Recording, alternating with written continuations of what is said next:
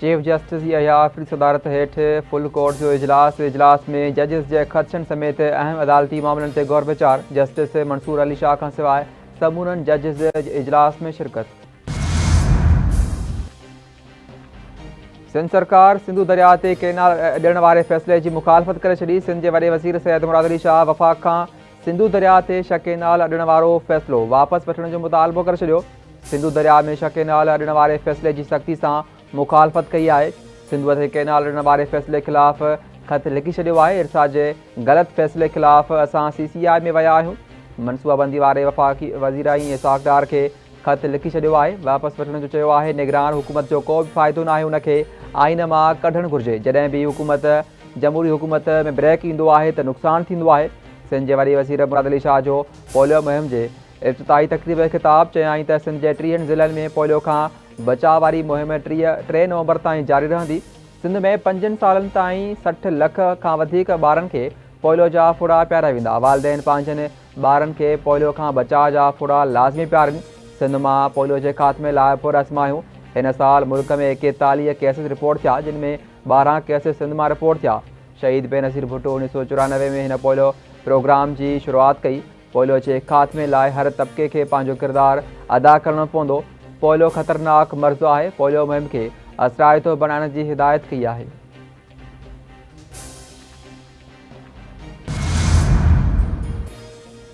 मुल्क में अॼु खां 7 ॾींहनि ताईं पोलियो मुहिम की शुरुआत। अॼु खां शुरू थींदड़ पोलियो मुहिम 3 नवंबर ताईं जारी रहंदी। सिंध में 1 करोड़ 6 लख खां वधीक ॿारनि खे पोलियो जा फुड़ा पियारा वेंदा। सिंध में 5 सालन खां घटि उमिरि जे 1 करोड़ 6 लख ॿारनि खे पोलियो जा फुड़ा पियारा वेंदा।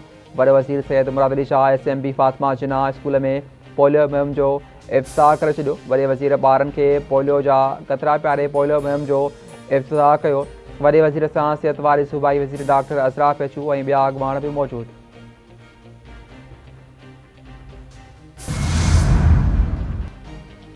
वॾे वज़ीर सैयद मुराद अली शाह सनअत खाते में पंहिंजी ओगाड़ियूं बहितर करण की हिदायत करे छॾी। वॾे वज़ीर सदारत हेठ सनअत खाते जो अहम इजलास। सनअत खाते जूं 23 तरक्याती स्कीमूं आहिनि। साल 2024-25 में कुल तरक्याती बजट 846 मिलियन रुपया रखियो वियो आहे। सूबाई वज़ीर जाम इकरामुल्लाह जी वॾे वज़ीर के ब्रीफिंग। साइट्स के पंहिंजा ख़र्च पाण कढणा पवंदा। वॾे वज़ीर जी सनअत खाते की हिदायत।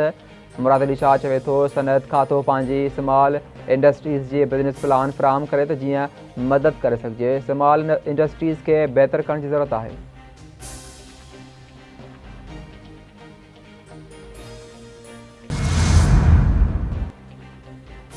पाकिस्तान में जमहूरियत मज़बूत थी रही है। सीनियर पार्लियामेंट्रीज़ का सखण जो मौक़ो मिलो है। अवामी मसलन जो हल असांजी पहिरीं तरजीह है। कश्मीर जो मसलो सलामती काउंसिल जो नामुकम्मल एजेंडा है। खिते में पाईदार अमन बरकरार रखण लाइ कश्मीर जो मसलो हल करण अणठर है।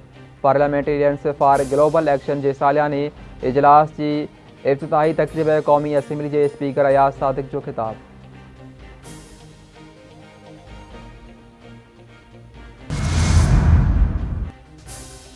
शबही आइनी तरमीम जो तरीक़ेकारी गलत हो। मसनूई हुकूमत मुल्क के नथी हलाए सके। मुल्क में अफरा तफरी है। बलोचिस्तान जूं हालतूं सभिनी जे साम्हूं आहिनि। PTI में को भी फॉरवर्ड ब्लॉक ना है। मौलाना फजल रहमान जो नए चूंडनि वारो मुतालबो जायज़ है।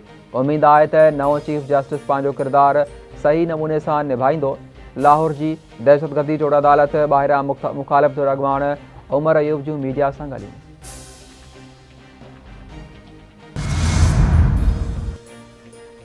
सिंध में कमनि जा अघ मुक़रर न करण ऐं शुगर मिलूं न हलाइण ख़िलाफ़ दरख़्वास्त ते ॿुधणी। सिंध हाई कोर्ट ईंदड़ ॿुधणी ते जवाब जमा न कराइण ते इख़्तियारनि खे तलब करे वरितो। सिंध सरकार शुगर कंट्रोल बोर्ड कैन कमिश्नर सेक्रेटरी ज़राअत ऐं ॿियनि पारां मोहलत तलब। अदालत चीफ सेक्रेटरी ज़राअत कैन कमिश्नर शुगर कंट्रोल बोर्ड ऐं ॿियनि खे मोहलत ॾेई छॾी। अदालत धुरनि खां 4 नवंबर ताईं जवाब तलब कंदे वधीक ॿुधणी मुलतवी करे छॾी।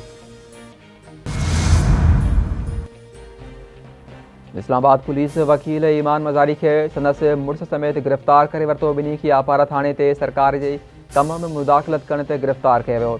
ईमान मज़ारी के वुमेन थाने ते मुंतक़िल कयो वियो। पुलिस मूजिब ईमान मज़ारी ऐं संदसि मुड़ुस ख़िलाफ़ सरकारी कम में मुदाख़लत ते केस दाख़िल कयो वियो हो।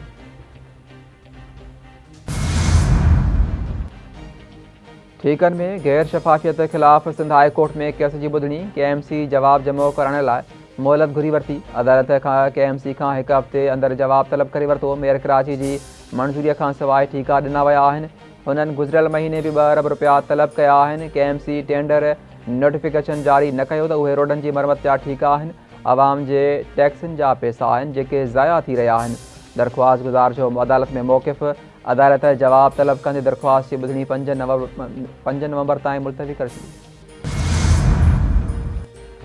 आवाम लाइ ख़ुशख़बरी। पेट्रोल ऐं डीज़ल जी क़ीमतुनि में ईंदड़ 15 ॾींहंनि लाइ घटिताई जो इम्कान। 1 नवंबर खां पेट्रोलियम शयुनि जी क़ीमतुनि में 2 खां 3 रुपया फ़ी लीटर घटिताई जो इम्कान। आलमी मार्केट में पेट्रोल ऐं हाई स्पीड डीज़ल जी क़ीमतुनि में 1.5 ऐं 2.5 फ़ी लीटर घटिताई थी आहे। सेनेट ऐं क़ौमी असेंबली जा इजलास अॼु तलब। सेनेट जो इजलास ख़ासि इजलास 4 वॻे थींदो। सेनेट सेक्रेटरीट 5 नुकाती एजेंडा जारी करे छॾी। इजलास जी शुरूआति पाकिस्तान ऐं रूसी फेडरेशन जी क़ौमी तराननि सां थींदी। सेनेट चेयरमैन आजियाने वारी ख़िताब कंदो। क़ौमी असेंबली जो इजलास शाम 5 वॻे ॿीहर शुरू थींदो। क़ौमी असेंबली सेक्रेटरीट 6 नुकाती एजेंडा जारी करे छॾी। मुल्क के मुख़्तलिफ़ शहरनि में मौसम ख़ुश्क ऐं गर्मी रहंदी। कराची में गर्मीपद 40, हैदराबाद 41 ऐं नवाबशाह में गर्मीपद 42 सेंटीग्रेड ताईं पहुचण जो इम्कान। मौसमियात खाते जो चवणु आहे त सवात, चित्राल, गिलगित बल्तिस्तान ऐं आज़ाद कश्मीर में बरसाति पवंदी। चकर वछो गढ़ी तेगो जे कचे मां मुगवी बाज़ियाब। पुलिस ऐं रेंजर्स तरफ़ां कार्रवाई दौरान अली बख्श पंजाबी खे बाज़ियाब करण जी दावा। पुलिस जो चवणु आहे त मुगवी खे शादी कराइण जे बहाने सां घुराए वियो हो। ॾुहारनि ख़िलाफ़ कचे में ऑपरेशन हलंदड़ आहे। जल्द ॿियनि खे बाज़ियाब कराए वेंदो। इसराइली वज़ीर आज़म नेतन्याहू चवे थो ईरान ते वक़्तसिर हमिलो करे पंहिंजा मक़सद हासिल करे वरिता आहिनि। ईरान ते हवाई हमिलो दुरुस्त ऐं ताक़तवर हो। ईरान केतिरनि ई बैलिस्टिक मिज़ाइलनि सां इसराइल ते हमिलो कयो ऐं नाकाम रहियो। असां पंहिंजो वाइदो पूरो कयो आहे। हवाई हमलनि ईरान जी दिफ़ाई सलाहियतुनि ऐं मिज़ाइल जे पैदावार खे निशानो बणायो। ईरानी सुप्रीम लीडर आयतुल्लाह खामनाई चवे थो इसराइली हमले खे वधाए पेश न कयो वञे। ईरानी सदर मसूद पेज़ेश्कियान पारां शहीद थियल फ़ौजियुनि खे भेटा पेश चवे थो असांजे शहीद थियल फ़ौजियुनि बिना कंहिं डप जे सरज़मीन जी दफ़ा लाइ कोशिशि कई। इसराइली हमलनि में गज़ा में 43 ऐं लिबनान में 26 शहरी शहीद। गज़ा में कार्रवाइनि दौरान 2 सहाफ़ी पिणु शहीद थी विया। 182 शहीद सहाफ़ियुनि समेत शहीदनि जो मजमूई अंग 42,924 थी वियो। इसराइल पारां लिबनान में 3 हंधनि ते बमबारी में 26 शहरी शहीद 19 ज़ख़्मी थी पिया। शहीदनि जो अंग 2,672 थी वियो। हिज़्बुल्लाह जा इसराइल ते जवाबी रॉकेट हमला 5 इसराइली ज़ख़्मी। इसराइली फ़ौज गज़ा ऐं लिबनान ते टकरनि दौरान वधीक 6 इसराइली फ़ौजियुनि जे मारिजण जो ऐलान करे छॾियो। ऐं पाकिस्तान वाइट बॉल जे हेड कोच गैरी क्रिस्टन इस्तीफ़ा ॾेई छॾी। PCB सां इख़्तिलाफ़नि खां पोइ गैरी क्रिस्टन उहिदे तां इस्तीफ़ा ॾियण जो फ़ैसिलो कयो। PCB पारां गैरी क्रिस्टन जी इस्तीफ़ा जी तस्दीक़ जैसन गिलेप्सी वक़्ती कोच मुक़ररु।